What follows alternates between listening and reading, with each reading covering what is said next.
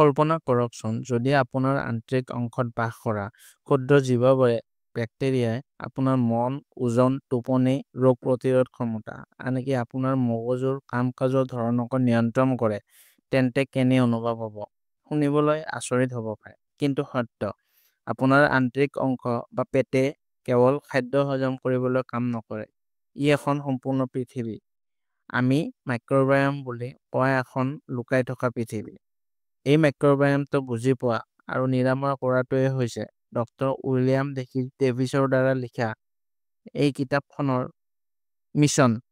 কিতাপখনৰ নাম হ'ল ছুপাৰগাট। নমস্কাৰ বন্ধুসকল, অধ্যয়নলৈ আপোনালোকক স্বাগতম জনাইছোঁ। আজি আমি আলোচনা কৰিম ডক্টৰ উইলিয়াম ডেভিছৰ ছুপাৰগাট নামৰ কিতাপখনৰ বিষয়ে। আজি আমি এনে এখন কিতাপৰ বিষয়ে ক'ম যিয়ে আপোনাৰ স্বাস্থ্য, শক্তি, মন আৰু আপোনাৰ সমগ্ৰ জীৱনক ভিতৰৰ পৰাই ৰূপান্তৰিত কৰিব পাৰে। এই কিতাপখন হৈছে ছুপাৰগাট। ইয়াৰ উদ্দেশ্য হৈছে আপোনাৰ শৰীৰ মেৰামতি কৰা, ৰোগ নোহোৱা কৰা আৰু আপোনাৰ আভ্যন্তৰীণ অনুজীৱক স্বাস্থ্যলৈ ঘূৰাই অনাৰ দ্বাৰা আপোনাক নতুন শক্তিৰে ভৰাই তোলা। ডক্টৰ উইলিয়াম ডেভিছ এজন হৃদৰোগ বিশেষজ্ঞ। তেওঁৰ কেৰিয়াৰৰ সময়ছোৱাত তেওঁ এটা গভীৰ সত্য শিকিলে। বেছিভাগ ৰোগ আমাৰ হৃদযন্ত্ৰ, মগজু বা হাঁওফাঁওৰ পৰা নহয়, আমাৰ আন্তৰিক অংশত আৰম্ভ হয়, আৰু যদি আমি আমাৰ আন্তৰিক অংশটো সুস্থ কৰি নলওঁ, তেন্তে আমাৰ শৰীৰত অলৌকিক কাম হ'ব পাৰে। আমি কল্পনাও কৰিব নোৱাৰা সমস্যাৰ সন্মুখীন হ'ব পাৰোঁ। এই কিতাপখনে আমাৰ অন্তৰ্জগতখন বুজি পোৱা, ইয়াক পৰিষ্কাৰ কৰা আৰু এটা ছুপাৰ আন্তৰিক পুনৰ নিৰ্মাণৰ গভীৰতালৈ লৈ যোৱাত সহায় কৰে। ইয়াৰ পিছত আমি আমাৰ আন্তৰিক ব্যৱস্থাটোৱে কেনেকৈ কাম কৰে, ই কেনেকৈ বিজুতি ঘটায় আৰু আপোনাৰ স্বাস্থ্যক নতুন দিশ দিব পৰা ডক্টৰ ডেভিছৰ বৈজ্ঞানিক আৰু প্ৰাকৃতিক কৌশলসমূহ শিকিম। গতিকে এই যাত্ৰা আৰম্ভ কৰোঁ, য'ত প্ৰতিটো খোজতে আপুনি স্বাস্থ্য, শক্তি আৰু জীৱনৰ পুনৰ লাভ কৰাৰ এটা সহজ পথ বিচাৰি পাব। আমাৰ শৰীৰৰ ভিতৰত খালী চকুৰে মনিব নোৱাৰা এখন অদৃশ্য পৃথিৱী নিহিত হৈ আছে। তথাপিও ই আমাক স্বাস্থ্যক ভিতৰৰ পৰা নিয়ন্ত্ৰণ কৰে। আমি ইয়াক আন্তৰিক মাইক্ৰবায়ম বুলি কওঁ। ই আমাৰ পাচনতন্ত্ৰত বাস কৰা লাখ লাখ নহয়, ট্ৰিলিয়ন ট্ৰিলিয়ন অনুজীৱৰ সেনাবাহিনী। ইয়াৰ ভিতৰত বেক্টেৰিয়া, ভেঁকুৰ, ভাইৰাছ আৰু অন্যান্য অনুজীৱ আদি অন্তৰ্ভুক্ত। কিন্তু চিন্তা নকৰিব, এই জীৱবোৰ শত্ৰু নহয়। তেওঁলোক আমাৰ স্বাস্থ্যৰ প্ৰকৃত ৰক্ষক, যদিহে তেওঁলোকৰ সঠিক ভাৰসাম্যতা থাকে। ডক্টৰ উইলিয়াম ডেভিছে বুজাইছে যে যেতিয়া শিশু জন্ম হয়, তেতিয়া তেওঁলোকৰ আন্তৰিক মাইক্ৰবায়ম সতেজ আৰু প্ৰাকৃতিক হয়।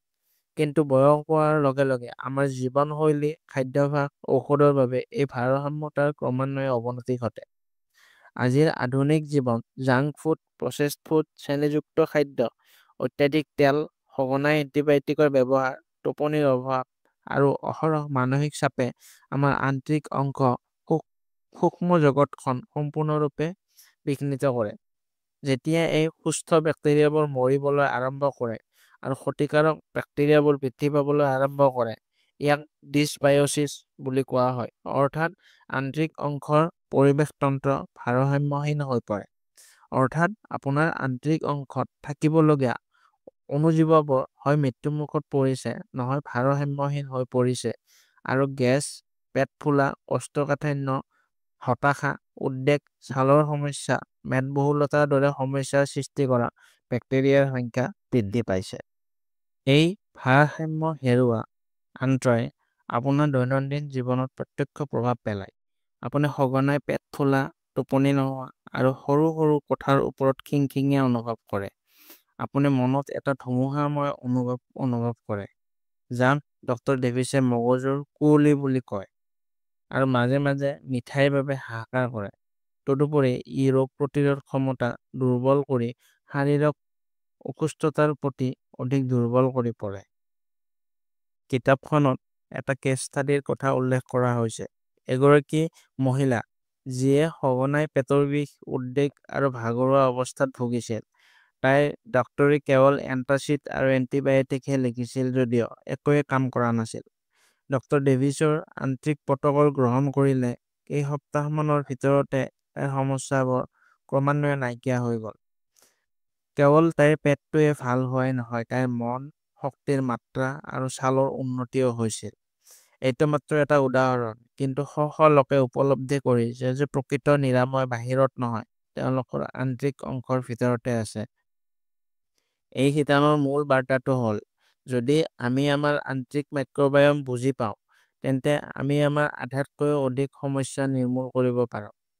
এতিয়া এটা লুকাই থকা মহামাৰীৰ কথা কওঁ, যিয়ে লাহে লাহে ভিতৰৰ পৰা লাখ লাখ মানুহৰ স্বাস্থ্য ধ্বংস কৰি আহিছে, কিন্তু বেছিভাগ মানুহে ইয়াৰ বিষয়ে অজ্ঞাত। এই ৰোগক চাইব, স্মল ইণ্টেষ্টাইনেল বেক্টেৰিয়েল অভাৰগ্ৰোথ বা ক্ষুদ্ৰান্তৰ বেক্টেৰিয়াৰ অতিমাত্ৰা বৃদ্ধি হোৱা বুলি কোৱা হয়। অৰ্থাৎ আমাৰ ক্ষুদ্ৰান্তত বেক্টেৰিয়াৰ সংখ্যা অত্যাধিক হৈ পৰে আৰু এই বেক্টেৰিয়াবোৰ য'ত থাকিব নালাগে তাতে বৃদ্ধি পাবলৈ আৰম্ভ কৰে।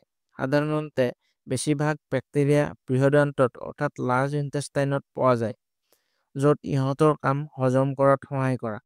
কিন্তু যেতিয়া এই বেক্টেৰিয়াবোৰে ক্ষুদ্ৰান্তত মানে স্মল ইণ্টেষ্টাইনত থিতাপি ল'বলৈ আৰম্ভ কৰে, তেতিয়াৰ পৰাই বিভিন্ন ধৰণৰ স্বাস্থ্যজনিত সমস্যা আৰম্ভ হয়। খাদ্য যেতিয়া ক্ষুদ্ৰান্তত উপনীত হয়, তেতিয়া এই বেক্টেৰিয়াই খাদ্য ফাৰ্মেণ্টেশ্যন কৰা আৰম্ভ কৰে, যাৰ ফলত গেছ গঠন হয়, পেট ফুলা, বিষ আৰু অনবৰতে অস্বস্তিৰ সৃষ্টি হয়। ইয়াক চাইব বা ভুল ঠাইত বেক্টেৰিয়াৰ অতিমাত্ৰা বৃদ্ধি বুলি কোৱা হয়। কিছুমান সাধাৰণ লক্ষণ হ'ল অনবৰতে গেছ, পেট ফুলা, খোৱাৰ লগে লগে গধুৰ অনুভৱ হোৱা আৰু মূৰত ধুমুহা অনুভৱ কৰা, যাক মগজুৰ কুঁৱলী বুলিও কোৱা হয়। ছালৰ সমস্যা যেনে ব্ৰণ বা এলাৰ্জি, সঘনাই ভাগৰুৱা হোৱা আৰু কোষ্ঠকাঠিন্য বা ডায়েৰিয়াৰ দৰে সমস্যা। এই লক্ষণসমূহে মানুহে প্ৰায়ে আওকাণ কৰে, ইয়াক সৰু বুলি ভাবি, কিন্তু এই সকলোবোৰ সেয়াই লক্ষণ যে আপোনাৰ ভিতৰত চাইব লাহে লাহে বাঢ়িছে। চাইব হৈছে সকলো বয়সৰ আৰু সকলো লিংগৰ লোকক আক্ৰান্ত কৰা এক নীৰৱ মহামাৰী। দুখৰ বিষয় যে বেছিভাগ চিকিৎসকে ইয়াক চিনি পোৱাত ব্যৰ্থ হয়। প্ৰায়ে মানুহে যেতিয়া নিজৰ লক্ষণসমূহ লৈ চিকিৎসকৰ ওচৰলৈ যায়, তেতিয়া কেৱল এচিডিটিৰ ঔষধ, প্ৰ'বায়'টিক বা ফাইবাৰ গ্ৰহণ কৰিবলৈ পৰামৰ্শ দিয়া হয়। অৱশ্যে ইয়াৰ অন্তৰ্নিহিত কাৰণ চাইবৰ কোনো নিৰাময় নাই। ডক্টৰ ডেভিছৰ মতে, যদি আমি আমাৰ পাকস্থলীৰ ভাৰসাম্য ঘূৰাই আনিব বিচাৰোঁ, তেন্তে আমি প্ৰথমে চাইব চিনাক্ত কৰি তাৰ পিছত শুধৰণি কৰিব লাগিব। ইয়াৰ বাবে তেওঁ হাইড্ৰজেন মিথেন উশাহ পৰীক্ষা নামৰ এটা সাধাৰণ পৰীক্ষাৰ পৰামৰ্শ দিয়ে। ইয়াৰ দ্বাৰা উশাহ এৰি দি উশাহত এই গেছবোৰৰ উপস্থিতি জুখিব পৰা যায়। এই গেছবোৰ বেক্টেৰিয়াৰ দ্বাৰা জুখিব পাৰি। যদি এই গেছবোৰ অধিক পৰিমাণে পোৱা যায়, তেন্তে আপোনাৰ ক্ষুদ্ৰান্তত চাইব হ'ব পাৰে। চাইবৰ চিকিৎসা কেৱল ঔষধেৰেই নহয়, ইয়াৰ বাবে জীৱনশৈলীৰ সম্পূৰ্ণ পৰিৱৰ্তনৰ প্ৰয়োজন। ডক্টৰ ডেভিছে এটা নিৰ্দিষ্ট চাইব ডিটক্স প্ৰট'কলৰ পৰামৰ্শ দিয়ে, য'ত সঠিক খাদ্য, সঠিক ধৰণৰ বেক্টেৰিয়াক সমৰ্থন কৰা আৰু পাকস্থলীক পুনৰ স্থাপন কৰিবলৈ প্ৰাকৃতিক উপায় অন্তৰ্ভুক্ত কৰা।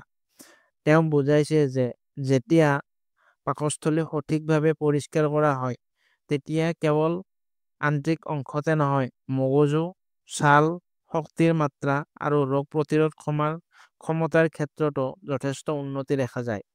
এই কাৰণে ডক্টৰ ডেভিছে কয় যে যদি আপোনাৰ স্বাস্থ্য বাৰে বাৰে অৱনতি ঘটিছে আৰু চিকিৎসকে কোনো নিৰ্দিষ্ট কাৰণ নিৰ্ণয় কৰিব নোৱাৰে, তেন্তে চাইবই আপোনাৰ শৰীৰৰ ভিতৰৰ পৰা লাহে লাহে খহাই পেলোৱাৰ সম্ভাৱনা অতি বেছি, আৰু আমি চিনাক্ত নকৰালৈকে সঠিক চিকিৎসা অসম্ভৱ।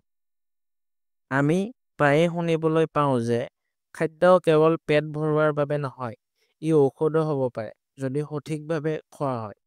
কিন্তু আজিৰ আধুনিক খাদ্যাভ্যাসত আমি দৈনিক খোৱা বস্তুবোৰ আমাৰ শৰীৰৰ বাবে ঔষধ নহয়, বিষ হৈ পৰিছে। বিশেষকৈ পাকস্থলীৰ স্বাস্থ্যৰ কথা আহিলে, ডক্টৰ উইলিয়ামছ ডেভিছে স্পষ্টকৈ কৈছে যে যদি আপুনি আপোনাৰ আন্তৰিক অংশ আৰু মাইক্ৰবায়ম পুনৰুদ্ধাৰ কৰিব বিচাৰে, তেন্তে প্ৰথমতে স্বাস্থ্যকৰ খাদ্য খোৱা কৰক। প্ৰথম পদক্ষেপটো হ'ল আপোনাৰ জীৱনৰ পৰা কিছুমান খাদ্য সম্পূৰ্ণৰূপে আঁতৰাই পেলোৱা। প্ৰথমে আহে চেনি। হয়, চেনি। বগা চেনি হওক, ৰুটিত লুকুৱাই থোৱা চেনি হওক, বা ৰস বা চাটনিত যোগ কৰাই হওক, এই সকলোবোৰে আপোনাৰ আন্তৰিক অংশৰ বাবে ডাঙৰ ভাবুকি কঢ়িয়াই আনে। চেনিয়ে আন্তৰিক অংশত থকা ক্ষতিকাৰক বেক্টেৰিয়াক খাদ্য যোগান ধৰে, যাৰ ফলত ইয়াৰ দ্ৰুত বৃদ্ধি হয়, আনহাতে সুস্থ বেক্টেৰিয়াবোৰ লাহে লাহে মৃত্যুমুখত পৰে। দ্বিতীয়তে, প্ৰচেছ কাৰ্বহাইড্ৰেট, অৰ্থাৎ অতি প্ৰচেছড খাদ্য যেনে বগা ৰুটি, বিস্কুট, পাস্তা, জলপান আৰু খাবলৈ ৰেডি খাদ্য। এই খাদ্যবোৰ আশৰ পৰা বঞ্চিত আৰু আন্তৰিক অংশক কোনো ধৰণৰ পুষ্টি প্ৰদান নকৰে, বৰঞ্চ ইহঁতে আন্তৰিক আৱৰণ দুৰ্বল কৰি দিয়ে। তাৰ পিছত আহে এটা অতি সাধাৰণ কিন্তু সমানে ক্ষতিকাৰক খাদ্য, শস্য, বিশেষকৈ ঘেঁহু। ঘেঁহুত গ্লুটেন আৰু ঘেঁহুৰ বীজাণু এণ্টিগ্লুটেনিন নামৰ প্ৰটিন থাকে, যিয়ে আন্তৰিক অংশৰ আৱৰণৰ ক্ষতি কৰে। ইয়াৰ ফলত আন্তৰিক অংশৰ বেৰবোৰ লিক হৈ পৰে, যিটো অৱস্থাক লিকি আন্ত্ৰ বুলি কোৱা জনা যায়। এনেহলে শৰীৰত অটোইমিউন প্ৰতিক্ৰিয়াৰ সৃষ্টি হয়। বেয়া খাদ্যই আন্তৰিক ক্ষতি কৰাই নহয়, আন্তৰিক বেক্টেৰিয়াৰ ভাৰসাম্য সম্পূৰ্ণৰূপে বিঘ্নিত কৰে। স্বাস্থ্যকৰ বেক্টেৰিয়া অনাহাৰে থাকে, আনহাতে ক্ষতিকাৰক বেক্টেৰিয়াই চেনি আৰু প্ৰচেছড খাদ্যৰ ওপৰত লাভৱান হয়, যাৰ ফলত পেট ফুলা, ভাগৰুৱা, উদ্বেগ, ছালৰ সমস্যা আৰু সঘনাই অসুস্থতা হয়। কিতাপখনত বহু লোকৰ কাহিনী সন্নিৱিষ্ট কৰা হৈছে, যিয়ে মাত্ৰ 3টা বস্তু নোহোৱাকৈ নিজৰ স্বাস্থ্যৰ নাটকীয় উন্নতি অনুভৱ কৰিছে: চেনি, প্ৰচেছড কাৰ্ব আৰু ঘেঁহু। এগৰাকী মহিলাই বছৰ বছৰ ধৰি মাইগ্ৰেন, পেটৰ সমস্যা, ছালৰ এলাৰ্জি আদি ৰোগত আক্ৰান্ত হৈছিল। যেতিয়া তাই খাদ্যৰ পৰা ঘেঁহু আৰু চেনি আঁতৰাই পেলালে, কেইসপ্তাহমানৰ ভিতৰতে তাইৰ সকলো লক্ষণ নাইকিয়া হৈ গ'ল। তাইৰ মুখখন জিলিকি উঠিল, পেটটো ভাল হ'বলৈ ধৰিলে, আৰু তাইৰ মনটোও ভাল হ'ল। একেধৰণৰ বহু ক্ষেত্ৰত মানুহে ওজন কমা, টোপনি ভাল আৰু শক্তি ঘূৰাই পোৱা বুলি কয়, কেৱল ঔষধ অবিহনে খাদ্য সলনি কৰিলে। ডক্টৰ ডেভিছে কয় যে যদি আপুনি আপোনাৰ আন্তৰিক ৰোগ নিৰাময়ৰ যাত্ৰা আৰম্ভ কৰিব বিচাৰে, তেন্তে আপুনি প্ৰথমে এই 3টা শত্ৰুক আপোনাৰ প্লেটৰ পৰা আঁতৰাই পেলাব লাগিব। ফাৰ্মাচীত নহয়, আপোনাৰ প্লেটতহে আচল নিৰাময় নিহিত হৈ আছে। এতিয়া আমি জানো যে আমাৰ আন্তৰিক স্বাস্থ্যৰ আটাইতকৈ বেছি ক্ষতি কিহৰ বাবে হৈ আছে। তেতিয়াহ'লে প্ৰকৃততে পৰিৱৰ্তন আৰম্ভ কৰা পৰ্যায়লৈ যোৱাৰ সময় আহি পৰিছে। আপোনাৰ আন্তৰিক অংশ সজীৱ কৰি তোলা ছুপাৰ গাট সৃষ্টি কৰিবলৈ আমি বেয়া কথাবোৰ আঁতৰাই পেলোৱাই নহয়, সঠিক কথাবোৰো আমাৰ জীৱনত অন্তৰ্ভুক্ত কৰিব লাগিব। আন্তৰিক অংশ ভাল কৰিবলৈ আটাইতকৈ গুৰুত্বপূৰ্ণ কথাটো হ'ল ইয়াত ভাল বেক্টেৰিয়া পুনৰ জনবহুল কৰা। কিন্তু প্ৰশ্ন হয়, এই উপকাৰী বেক্টেৰিয়াবোৰ ক'ৰ পৰা আহিব? আটাইতকৈ সহজ উত্তৰ হ'ল আমাৰ খাদ্যাভ্যাস। আমি যি খাওঁ সেয়াই হয় আমাৰ আন্তৰিক মাইক্ৰবায়াম শক্তিশালী কৰে, নহয় সম্পূৰ্ণৰূপে ধ্বংস কৰে। গতিকে আমি আমাৰ খাদ্য তালিকাত এনে খাদ্য অন্তৰ্ভুক্ত কৰা উচিত যিয়ে এই ভাল বেক্টেৰিয়াবোৰক লালন পালন কৰে আৰু ইহঁতক জীয়াই থকাত সহায় কৰে। প্ৰথমটো হ'ল ফাৰ্মেণ্টেশ্যন কৰা খাদ্য, অৰ্থাৎ প্ৰাকৃতিকভাৱে ফাৰ্মেণ্টেশ্যন কৰা খাদ্য, যেনে ঘৰতে বনোৱা দৈ, আচাৰ। এইবোৰ প্ৰাকৃতিকভাৱে লাখ লাখ ভাল বেক্টেৰিয়া থাকে, যিবোৰ পোনে পোনে আমাৰ আন্তৰিক অংশলৈ গৈ এটা সুস্থ মাইক্ৰবায়ম পুনৰুদ্ধাৰ কৰে। দ্বিতীয়টো গুৰুত্বপূৰ্ণ কথা হ'ল প্ৰিবায়'টিক, অৰ্থাৎ আন্তৰিক অংশত থকা ভাল বেক্টেৰিয়াবোৰক খুৱাব পৰা খাদ্য, যেনে পিঁয়াজ, হালধি, সেউজীয়া কেঁচা বন্ধাকবি, বুট, ৰঙালাও আৰু অ'টমিল। ইহঁত আঁহযুক্ত আৰু আপোনাৰ আন্তৰিক অংশত সঠিক বেক্টেৰিয়াক ফুলি উঠিবলৈ অনুমতি দিয়ে। ইয়াৰ উপৰিও কিছুমান প্ৰাকৃতিক উপাদান আছে যিবোৰে গেছ নিৰাময় কৰাত অতি ফলপ্ৰসূ। আঁহযুক্ত খাদ্য যেনে কচু, ব্ৰকলি, কবি, বিলাহী, বিন আদি শাক-পাচলিয়ে আন্তৰিক বেৰ মেৰামতি কৰে আৰু ইনফ্লেমেশ্যন কমায়। আন এটা অপৰিহাৰ্য উপাদান হ'ল হাড়ৰ জোল। ইয়াত কলাজেন, এমিনো এচিড আৰু অন্যান্য প্ৰয়োজনীয় পুষ্টিকৰ উপাদান থাকে, যিয়ে লিক হোৱা আন্তৰিক অংশ মেৰামতি কৰে আৰু আপোনাৰ অন্ত্ৰক শক্তিশালী কৰি তোলে। কিন্তু কেৱল খাদ্যই যথেষ্ট নহয়, আমাৰ দৈনন্দিন অভ্যাসেও আন্ত্ৰিক স্বাস্থ্যৰ ওপৰত বহু পৰিমাণে প্ৰভাৱ পেলায়। ডক্টৰ ডেভিছে বাৰে বাৰে গুৰুত্ব আৰোপ কৰিছে যে টোপনিৰ অভাৱ, অহৰহ মানসিক চাপ আৰু অপৰ্যাপ্ত পানী গ্ৰহণ আদি সকলোবোৰে ক্ৰমান্বয়ে আন্ত্ৰিক স্বাস্থ্যৰ অৱনতি ঘটায়। যদি আপুনি সঁচাকৈয়ে এটা সুস্থ আন্ত্ৰিক অংশ লাভ কৰিব বিচাৰে, তেন্তে প্ৰতি নিশা 7 পৰা 8 ঘণ্টা গভীৰ টোপনি যোৱাটো অতি প্ৰয়োজনীয়। নিজকে শিথিল কৰিবলৈ ধ্যান বা যোগাসনৰ অভ্যাস কৰক আৰু গোটেই দিনটো প্ৰচুৰ পৰিমাণে পানী খাওক যাতে বিষাক্ত পদাৰ্থবোৰ শৰীৰৰ পৰা সহজে ওলাই যাব পাৰে। এই সৰু সৰু অথচ শক্তিশালী অভ্যাসবোৰে দুৰ্বল আৰু ৰোগীয়া আন্ত্ৰিক এটাক শক্তিশালী ছুপাৰ আন্ত্ৰিকলৈ ৰূপান্তৰিত কৰিব পাৰে। আৰু যেতিয়া আপোনাৰ আন্ত্ৰিক অংশ শক্তিশালী হ'ব, তেতিয়া আপোনাৰ সমগ্ৰ শৰীৰে ইয়াৰ প্ৰভাৱ অনুভৱ কৰিব। আপোনাৰ মনৰ পৰা আৰম্ভ কৰি আপোনাৰ শক্তি, ছাল, টোপনি, ৰোগ প্ৰতিৰোধ ক্ষমতা, আনকি আপোনাৰ আত্মবিশ্বাসলৈকে। ডক্টৰ উইলিয়াম ডেভিছৰ কিতাপখনৰ আটাইতকৈ অনন্য আৰু ব্যৱহাৰিক অংশটো হ'ল ছুপাৰগাট। তেওঁৰ ছুপাৰগাট প্ৰট'কলটো হৈছে এনে এক ৰোডমেপ যিটো যিকোনো সাধাৰণ ব্যক্তিয়ে ঘৰতে মানি চলিব পাৰে। ব্যয়বহুল ঔষধ বা সঘনাই চিকিৎসকৰ ওচৰলৈ যোৱাৰ প্ৰয়োজন নোহোৱাকৈ। এই প্ৰট'কলৰ লক্ষ্য হৈছে আন্ত্ৰিক অংশৰ পৰা বেয়া বেক্টেৰিয়া আঁতৰাই ভাল বেক্টেৰিয়াক শক্তিশালী আৰু আন্ত্ৰিক ভাৰসাম্য ঘূৰাই অনা। কিতাপখনত আলোচনা কৰা আটাইতকৈ গুৰুত্বপূৰ্ণ উপাদানটো হ'ল এচিবিয় দৈ। এইটো কেৱল কোনো সাধাৰণ দৈ নহয়, কিন্তু বিশেষ উপকাৰী বেক্টেৰিয়া থকা এটা ছুপাৰচাৰ্জ দৈ, যেনে লেক্টোবেচিলাছ ৰ'ট্ৰি, লেক্টোবেচিলাছ গেছেৰি আৰু বিফিডো বেক্টেৰিয়া ইনফেণ্টিছ। ইয়াৰ কাম হ'ল কেৱল পেটক শান্ত কৰাই নহয়, হজম শক্তি উন্নত কৰাই নহয়, আন্ত্ৰিক আৱৰণ পুনৰ্নিৰ্মাণ কৰা, লিক হোৱা আন্ত্ৰিক অংশ ভাল কৰা, আনকি চাইবৰ দৰে গুৰুতৰ সমস্যাৰ বিৰুদ্ধেও যুঁজ দিয়া। এই দৈ ঘৰতে বনাব পাৰি, কিন্তু ইয়াৰ বাবে অলপ বিশেষ প্ৰস্তুতিৰ প্ৰয়োজন। গাখীৰ গৰম কৰি সযতনে নিৰ্বাচিত প্ৰ'বায়'টিক কেপচুল যোগ কৰা হয় আৰু তাৰ পিছত নিৰ্দিষ্ট উষ্ণতাত প্ৰায় 36 ঘণ্টা ফাৰ্মেণ্টেশ্যন হ'বলৈ দিয়া হয়। এই দীঘলীয়া ফাৰ্মেণ্টেশ্যন কৰাৰ উদ্দেশ্য হৈছে অধিক উপকাৰী বেক্টেৰিয়া উৎপন্ন কৰা, যিবোৰ নিয়মীয়া দৈতকৈ বহুত বেছি ফলপ্ৰসূ। ফাৰ্মেণ্টেশ্যন কেৱল দৈতে সীমাবদ্ধ নহয়। ডক্টৰ ডেভিছে মানুহক ঘৰতে ফাৰ্মেণ্টেশ্যন কৰি শাক-পাচলি ৰাখিবলৈ চেষ্টা কৰিবলৈ উৎসাহিত কৰে। সেইবোৰ বনাবলৈ আৰম্ভ কৰক, যেনে কবিৰ আচাৰ, বিলাহীৰ কাঞ্জি বা আদা আৰু হালধিৰ ৰস। এই খাদ্যসমূহে আন্ত্ৰিক মাইক্ৰবায়'ম বৃদ্ধি কৰাই নহয়, শৰীৰৰ দীৰ্ঘদিনীয়া ইনফ্লেমেশ্যনো হ্ৰাস কৰে।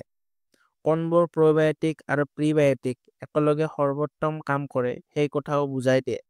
উদাহৰণস্বৰূপে, যদি আপুনি লেক্টোবেচিলাছ ৰুটি খাই আছে, তেন্তে ইয়াক ইনুলিন বা পেক্টিনৰ দৰে প্ৰিবায়'টিক ফাইবাৰৰ সৈতে যোগ কৰক যাতে এই ভাল বেক্টেৰিয়াবোৰ আপোনাৰ আন্ত্ৰিক অংশত জীয়াই থকা আৰু লাভৱান হোৱাত সহায় কৰে। এই সংমিশ্ৰণে বৈজ্ঞানিক পৰীক্ষাত আন্ত্ৰিক নিৰাময় আৰু ৰোগ প্ৰতিৰোধ ক্ষমতা উন্নত কৰাত ফলপ্ৰসূ হোৱা দেখা গৈছে। এই গ্ৰন্থখনত বহুতো গৱেষণামূলক অধ্যয়ন আৰু ক্লিনিকেল উদাহৰণ উল্লেখ কৰা হৈছে যিয়ে দেখুৱাইছে যে যেতিয়া মানুহে এই প্ৰট'কল অনুসৰণ কৰে, চাইবৰ দৈ খায়, ফাৰ্মেণ্টেশ্যন কৰা খাদ্য গ্ৰহণ কৰে আৰু প্ৰ'বায়'টিক আৰু প্ৰিবায়'টিকৰ ভাৰসাম্য ৰক্ষা কৰে, তেতিয়া তেওঁলোকে কেৱল আন্ত্ৰিক সমস্যাতে নহয়, টোপনি, মন, হৰম'নৰ ভাৰসাম্য আৰু বিপাকীয় ক্ৰিয়াতো উন্নতি অনুভৱ কৰে। অৰ্থাৎ, যদি আপুনি সঁচাকৈয়ে আপোনাৰ আন্ত্ৰিক স্বাস্থ্য উন্নত কৰি ইয়াক মহাশক্তিলৈ ৰূপান্তৰিত কৰিব বিচাৰে, তেন্তে কেৱল ঔষধৰ ওপৰত নিৰ্ভৰ কৰাটো যথেষ্ট নহয়। আপুনি আপোনাৰ পাকঘৰক নিজৰ পৰীক্ষাগাৰলৈ ৰূপান্তৰিত কৰিব লাগিব আৰু সেইবোৰ বস্তু নিজ হাতেৰে প্ৰস্তুত কৰিব লাগিব যিবোৰে আপোনাৰ শৰীৰৰ বাবে প্ৰকৃত নিৰাময় হ'ব। এইটো এটা ছুপাৰ আন্ত্ৰিক প্ৰট'কল, সহজ, সস্তা আৰু সম্পূৰ্ণৰূপে আপোনাৰ নিয়ন্ত্ৰণত থকা। আমাৰ শৰীৰৰ, মগজু আৰু অন্তৰৰ মাজত গভীৰ আৰু যাদুকৰী সম্পৰ্ক আছে। এই সম্পৰ্কক আধুনিক বিজ্ঞানত আন্ত্ৰিক মগজুৰ সংযোগ বুলি জনা যায়। ডক্টৰ উইলিয়াম ডেভিছে এই সংযোগৰ বিষয়ে বিতংভাৱে ব্যাখ্যা কৰিছে।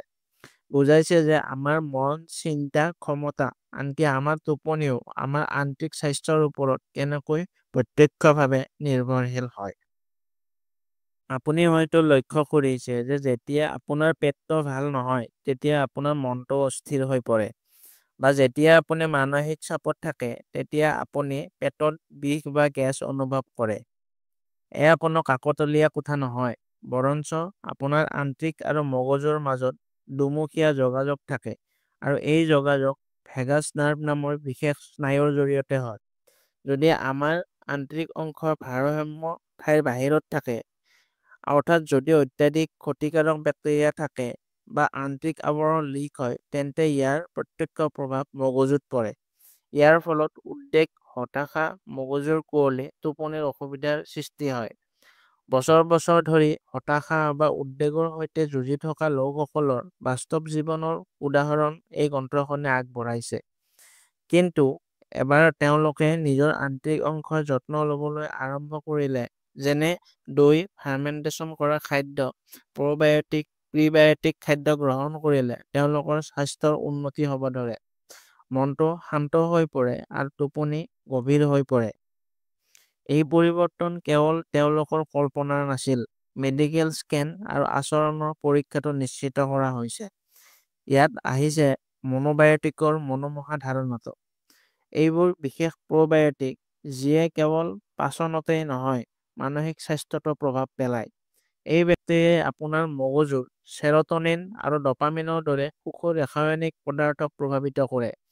লেক্টোবেচিলাছ ৰোট্ৰি আৰু বাফিডোবেক্টেৰিয়াম লংগামৰ দৰে চাইকোবায়'টিকে মন উন্নত কৰে, মানসিক চাপ হ্ৰাস কৰে আৰু মানসিক মনোযোগ বৃদ্ধি কৰে।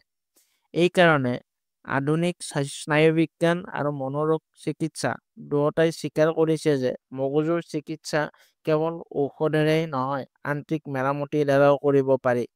যদি আপোনাৰ আন্তৰিক অংশ ভাল হৈ আছে, তেন্তে আপোনাৰ মগজুৱেও ভালদৰে কাম কৰিব। আপুনি শান্ত, অধিক সচেতন আৰু সুখী অনুভৱ কৰিব।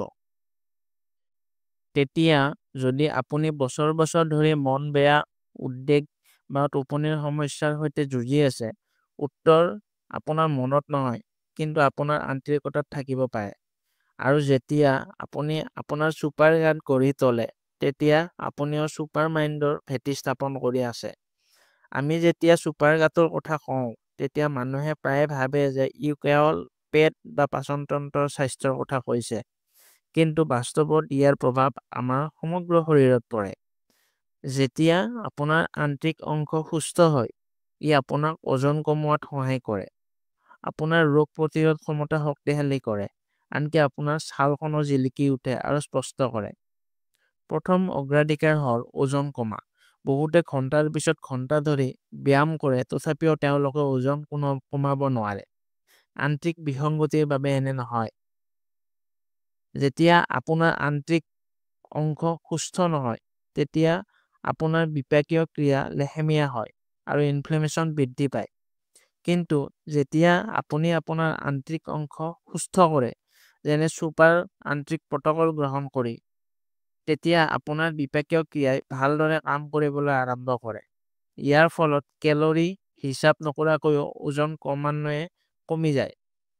কাৰণ আপোনাৰ শৰীৰে খাদ্য সঠিকভাৱে হজম কৰিবলৈ সক্ষম হয় আৰু প্ৰয়োজনীয় পুষ্টিকৰ উপাদানসমূহ ফলপ্ৰসূভাৱে ব্যৱহাৰ কৰিবলৈ সক্ষম হয়। আন এটা গুৰুত্বপূৰ্ণ কাৰক হ'ল আপোনাৰ ৰোগ প্ৰতিৰোধ ক্ষমতা। আমাৰ শৰীৰৰ ৰোগ প্ৰতিৰোধ ক্ষমতাৰ প্ৰায় 70% অংশ আন্তৰিক অংশই সামৰি লয়। যদি আন্তৰিক অংশত বেক্টেৰিয়াৰ ভাৰসাম্য বন্ধ হৈ থাকে, তেন্তে আপোনাৰ ৰোগ প্ৰতিৰোধ ক্ষমতা দুৰ্বল হৈ পৰে। ইয়াৰ ফলত সঘনাই চৰ্দি, কাহ, এলাৰ্জি, সংক্ৰমণ আদিৰ সৃষ্টি হয়।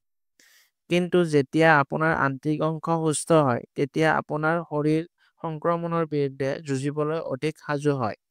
আপুনি কমকৈ বেমাৰত পৰে, এলাৰ্জি কমি যায়, আৰু আপোনাৰ শৰীৰে সকলো ধৰণৰ ৰোগৰ পৰা নিজকে ৰক্ষা কৰিবলৈ আৰম্ভ কৰে। তৃতীয় আৰু অতি গুৰুত্বপূৰ্ণ, আপোনাৰ ছাল। আন্তৰিক স্বাস্থ্য আৰু ছালৰ মাজত গভীৰ সংযোগ আছে। প্ৰায়ে একজিমা, ব্ৰণ, শুকানতা বা ফহা আন্তৰিক সমস্যাৰ বাবে হয়। যেতিয়া আন্তৰিক অংশ সুস্থ হয় তেতিয়া ইনফ্লেমেশ্যন কমি যায়, বিষাক্ত পদাৰ্থ নাইকিয়া হয় আৰু আপোনাৰ ছালখন প্ৰাকৃতিকভাৱে জিলিকিবলৈ আৰম্ভ কৰে। ডক্টৰ ডেভিছৰ কিতাপখনত বহুতো কেছ ষ্টাডি আছে য'ত মানুহৰ ছালৰ সমস্যা আন্তৰিক যত্নৰ জৰিয়তে সম্পূৰ্ণৰূপে নিৰাময় কৰা হৈছিল। আচলতে এটা সুস্থ আন্তই আপোনাৰ শৰীৰৰ প্ৰতিটো ব্যৱস্থাই সুস্থ কৰাত সহায় কৰে। সেয়া আপোনাৰ বিপাকীয় ক্ৰিয়া, ৰোগ প্ৰতিৰোধ ক্ষমতা বা আপোনাৰ ছাল হওক। গতিকে ছুপাৰ আন্ত্ৰ কেৱল আন্তৰিক ৰোগ নহয়, ই আপোনাৰ সমগ্ৰ শৰীৰৰ স্বাস্থ্যৰ ভেটি। যেতিয়া আপোনাৰ আন্তৰিক অংশ সুস্থ হ'ব তেতিয়া আপোনাৰ সমগ্ৰ শৰীৰে নৱীকৃত শক্তি আৰু সতেজতাৰে কাম কৰিব। এই গ্ৰন্থখনত বহুতো বাস্তৱ আৰু গভীৰ পৰিৱৰ্তনৰ কাহিনী সন্নিৱিষ্ট কৰা হৈছে, যিয়ে এজন ব্যক্তিৰ জীৱনক সঁচা অৰ্থত ৰূপান্তৰিত কৰে। এই কাহিনীবোৰে আমাক দেখুৱাইছে যে আমাৰ আন্তৰিক অংশৰ সঠিক যত্ন ল'লে আমাৰ IBS, উদ্বেগ, আনকি মেদবহুলতা আৰু মগজুৰ কুঁৱলীৰ দৰে পাচনতন্ত্ৰৰ সমস্যা দূৰ কৰাত সহায় কৰিব পাৰি। এটা কাহিনীত উল্লেখ কৰিছে যে বছৰ বছৰ ধৰি IBS, ইৰিটেবল বাৱেল চিণ্ড্ৰম ৰোগত আক্ৰান্ত এগৰাকী মহিলাৰ বিষয়ে। পেটৰ বিষ, অৰ্শ আৰু স্থায়ী বদহজমৰ বাবে তাই দৈনন্দিন জীৱনত বাধা আহিছিল। কিন্তু যেতিয়া তাই ছুপাৰ গাট প্ৰট'কল চেষ্টা কৰিছিল, চাইব দৈ আৰু ফাৰ্মেণ্টেশ্যন কৰা খাদ্য অন্তৰ্ভুক্ত কৰা খাদ্য গ্ৰহণ কৰি কেইমাহমানৰ ভিতৰতে তাই সকলো সমস্যা কমি গ'ল। আগতে তাই অনবৰতে পেটৰ বিষত ভুগিছিল যদিও এতিয়া তাই কোনো সমস্যা নোহোৱাকৈ স্বাভাৱিক জীৱন যাপন কৰিব পাৰিছে। আন এটা কাহিনী হ'ল এজন যুৱকে অহৰহ উদ্বেগ আৰু মগজুৰ কুঁৱলী, মনোযোগ দিবলৈ অসুবিধা, টোপনি বেয়া হোৱাত ভুগিছিল। তেওঁ নিজৰ আন্তৰিক অংশৰ যত্ন ল'বলৈ ধৰিলে আৰু লাহে লাহে তেওঁৰ মানসিক চাপ কমি আহিল। তেওঁৰ মনটো স্পষ্ট হৈ পৰিল আৰু অধিক মনোনিৱেশ আৰু শান্ত অনুভৱ কৰিলে। গ্ৰন্থখনত মেদবহুলতাৰ সৈতে যুঁজি থকা লোকৰ অসংখ্য কাহিনীও সন্নিৱিষ্ট কৰা হৈছে, যিয়ে ছুপাৰ গাট প্ৰট'কল ব্যৱহাৰ কৰি কোনো ধৰণৰ কঠিন ডায়েটৰ বা জিমৰ ভ্ৰমণ নকৰাকৈয়ে ওজন কমাইছিল আৰু শক্তি বৃদ্ধি কৰিছিল। এই লোকসকলে ৰিপৰ্ট কৰিছে যে যেতিয়া আন্তৰিক অংশ সুস্থ হয় তেতিয়া ভোক আৰু লোভ নিয়ন্ত্ৰণ কৰিব পাৰে, যাৰ ফলত ওজন কমাবলৈ সহজ হয়। এই সকলোবোৰ উদাহৰণে স্পষ্ট কৰি দিয়ে যে এই পৰিৱৰ্তন কেৱল কেইজনমান মানুহৰ বাবে নহয়, সকলোৱে ইয়াক সম্ভৱ কৰি তুলিব পাৰে। আমাৰ আন্তৰিক অংশৰ সঠিক যত্ন লোৱা, সঠিক খাদ্য খোৱা আৰু আমাৰ শৰীৰক প্ৰয়োজনীয় ঠাই দিয়া, সেইটোৱেই হৈছে ছুপাৰ গাটৰ প্ৰকৃত যাদু। সকলোৰে জীৱনলৈ স্বাস্থ্য আৰু মংগল অনা। যদি আপুনি ছুপাৰ গাট যাত্ৰাত নামিব বিচাৰে তেন্তে আটাইতকৈ গুৰুত্বপূৰ্ণ কথাটো হ'ল সঠিক আৰু স্পষ্টতাৰে আৰম্ভ কৰা। প্ৰথম 10 দিনমানৰ ভিতৰতে আপুনি আপোনাৰ আন্তৰিক অংশ ক্ৰমান্বয়ে ভাল হ'বলৈ আৰু স্বাস্থ্যৰ পৰিৱৰ্তন লক্ষ্য কৰিবলৈ নিৰ্দিষ্ট পদক্ষেপ ল'ব লাগিব। প্ৰথম পদক্ষেপটো হ'ল আপোনাৰ খাদ্যৰ পৰা কিছুমান আন্তৰিক ক্ষতিকাৰক খাদ্য আঁতৰোৱা, যেনে চেনি, প্ৰচেছড কাৰ্ব আৰু বিশেষকৈ ঘেঁহু, শস্য, যিয়ে ইনফ্লেমেশ্যন বৃদ্ধি কৰে। ইয়াৰ উপৰিও উপকাৰী বেক্টেৰিয়া প্ৰসাৰিত কৰা খাদ্য যেনে ফাৰ্মেণ্টেশ্যন কৰা খাদ্য, ঘৰতে বনোৱা দৈ, আচাৰ, কিমচি বা চৌৰক্ৰাউট আদি অন্তৰ্ভুক্ত কৰক। আহযুক্ত শাক-পাচলিও অতি প্ৰয়োজনীয়, কাৰণ ই আপোনাৰ আন্তৰিক অংশত থকা ভাল বেক্টেৰিয়াৰ বাবে খাদ্য যোগান ধৰে।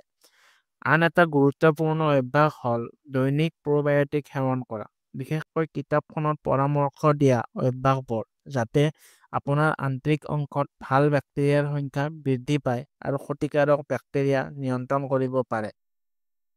লগতে এটা ভাল দৈনন্দিন ৰুটিন বজাই ৰাখিব। পৰ্যাপ্ত টোপনি যাব, মানসিক চাপ কম কৰিবলৈ শিথিল হওক আৰু হাইড্ৰেটেড হৈ থাকিবলৈ প্ৰচুৰ পৰিমাণে পানী খাওক। আপোনাৰ শৰীৰ আৰু আন্তৰিক পৰিৱৰ্তন অনুসৰণ কৰাটো অতি গুৰুত্বপূৰ্ণ। দৈনিক আপোনাৰ লক্ষণসমূহ লক্ষ্য কৰক। আপোনাৰ পেট ফুলা, হজম শক্তি, টোপনি, মনৰ বা লোভৰ পৰিৱৰ্তন লক্ষ্য কৰক। ইয়াৰ দ্বাৰা আপোনাৰ বাবে কি কাম কৰি আছে আৰু ক'ত অধিক মনোযোগ দিব লাগিব সেইটো চিনাক্ত কৰাত সহায়ক হ'ব। ধৈৰ্য আৰু ধাৰাবাহিকতা অতি গুৰুত্বপূৰ্ণ। পৰিৱৰ্তন লেহেমীয়া যেন লাগিব পাৰে বা কেতিয়াবা প্ৰথম কেইদিনমানত অলপ অস্বস্তি অনুভৱ কৰিব পাৰে, কিন্তু এই সময়তে আপোনাৰ শৰীৰটো ভাল হ'বলৈ আৰম্ভ কৰে। গতিকে নিজকে অনুপ্ৰাণিত কৰি ৰাখক। সৰু সৰু পৰিৱৰ্তনবোৰ উদযাপন কৰক আৰু মনত ৰাখিব যে এইটো আপোনাৰ স্বাস্থ্য আৰু জীৱনৰ বাবে এক উল্লেখযোগ্য বিনিয়োগ। প্ৰথম 10 দিন ফলপ্ৰসূভাৱে সম্পূৰ্ণ কৰাৰ পিছত আপুনি লক্ষ্য কৰিব যে আপোনাৰ শক্তি বৃদ্ধি পাইছে, পেটৰ অস্বস্তি কমি গৈছে আৰু সুখী মন হৈছে। এইটোৱে হৈছে ছুপাৰ গাটৰ যাদু, আপোনাৰ জীৱনটোক লাহে লাহে কিন্তু গভীৰ প্ৰভাৱৰ সৈতে ৰূপান্তৰিত কৰা। এই কিতাপখনৰ পৰা আমি শিকিবলগীয়া আটাইতকৈ গুৰুত্বপূৰ্ণ কথাটো হ'ল যে আমাৰ স্বাস্থ্যৰ প্ৰকৃত ৰহস্য আমাৰ আন্তৰিক অংশত নিহিত হৈ আছে। ডাক্তৰ উইলিয়াম ডেভিছে আমাৰ আন্তৰিক অংশৰ ভূমিকা সম্পৰ্কে যিদৰে বুজাইছে, তাৰ পৰা বুজা যায় যে আমাৰ শৰীৰ, আমাৰ মন আৰু আমাৰ সমগ্ৰ জীৱন এই ক্ষুদ্ৰ অংগটোৰ ওপৰত নিৰ্ভৰশীল। আমি শিকিছো যে অস্বাস্থ্যকৰ জীৱনশৈলী, অস্বাস্থ্যকৰ খাদ্যাভ্যাস আৰু মানসিক চাপে আমাৰ আন্তৰিক অংশৰ ক্ষতি কৰিছে আৰু আমি ইয়াক কেনেকৈ শুধৰাই দিব পাৰোঁ। আমি শিকিলো যে ছুপাৰ গাট প্ৰট'কল মানি চলি আৰু সঠিক খাদ্য আৰু অভ্যাস অনুসৰণ কৰিলে আমি কেৱল আমাৰ আন্তৰিক অংশই নহয়, আমাৰ সমগ্ৰ শৰীৰ আৰু মনটোও সুস্থ কৰিব পাৰোঁ। ডক্তৰ ডেভিছৰ এটা ডাঙৰ সপোন আছে যে প্ৰতিজন ব্যক্তি নিজৰ নিজৰ ডাক্তৰ হৈ পৰক, নিজৰ স্বাস্থ্যৰ দায়িত্ব লওক আৰু নিজৰ শৰীৰৰ কথা শুনক। তেওঁ কয় যে আমাৰ শৰীৰত নিজকে সুস্থ কৰাৰ এক আচৰিত ক্ষমতা আছে। আমি মাত্ৰ তেওঁক বিশ্বাস কৰি সঠিক দিশত পদক্ষেপ ল'ব লাগিব। তেওঁ ক'ব বিচাৰে যে নিজৰ শৰীৰ আৰু আন্তৰিক অংশৰ ওপৰত বিশ্বাস ৰাখক। আপোনাৰ স্বাস্থ্য আপোনাৰ হাতত আৰু আপোনাৰ অভ্যাস আৰু সজাগতাৰ জৰিয়তে ইয়াক উন্নত কৰিব পাৰে। যিকোনো ডাঙৰ পৰিৱৰ্তন ক্ৰমান্বয়ে ঘটে, কিন্তু প্ৰতিটো সৰু সৰু খোজে আপোনাক সুস্থ আৰু সুখী জীৱনলৈ লৈ যায়। এই যাত্ৰাত মোৰ লগত সময় কটোৱাৰ বাবে অন্তৰৰ পৰা ধন্যবাদ। এতিয়া আপোনালোকৰ পাল আহিল আপোনাৰ ছুপাৰ গাট ভাল কৰাৰ। ইয়াৰ যত্ন লওক আৰু নৱীকৃত স্বাস্থ্য আৰু শক্তিৰে আপোনাৰ জীৱন উন্নত কৰক। এই যাত্ৰাই আপোনালোকৰ বাবে নতুন সুখ আৰু উন্নত স্বাস্থ্য কঢ়িয়াই আনক। ধন্যবাদ। যদি আপুনি এই সাৰাংশটো ভাল পাইছে তেন্তে লাইক কৰিব, আমাৰ চেনেলটো ছাবস্ক্ৰাইব কৰক আৰু তলত কমেণ্ট কৰি আপোনাৰ মতামত শ্বেয়াৰ কৰক। আপোনাৰ মতামত আমাৰ বাবে অতি গুৰুত্বপূৰ্ণ আৰু ই আমাক আৰু উন্নত বিষয়বস্তু সৃষ্টি কৰাত সহায় কৰে।